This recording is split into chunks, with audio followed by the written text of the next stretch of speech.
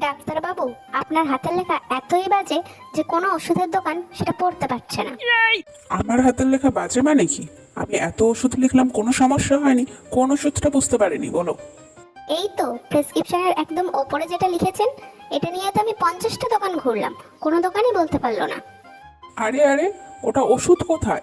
ওটা তো আমার পেনে দাগ পড়ছিল না, তাই আমি ওখানে একটু দাগ দিয়ে দেখছিলাম। আপনি আর দাগ টানার জায়গা পেলেন না? আপনার ওই দাগের জন্য আপনি জানেন আমায় কতগুলো দোকান ঘুরতে হলো? আমি কি করে বুঝবো বলো যে এরকম কিছু হবে? প্রেসক্রিপশনটা নিয়ে আমি কম করে 50টা দোকান ঘুরে ফেলেছি।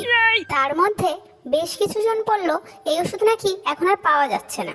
কি বলছো কি? হ্যাঁ, এক দোকানদার তো বললো অনেকদিন আগেই নাকি এই কোম্পানির ওষুধ বন্ধ হয়ে গেছে, আমাকে সে অন্য কোম্পানির একই ওষুধ দিচ্ছিল।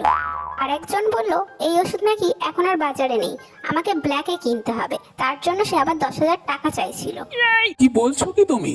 হ্যাঁ, আর একজন তো তার উপরে বলল এটা নাকি ক্যান্সারের ওষুধ।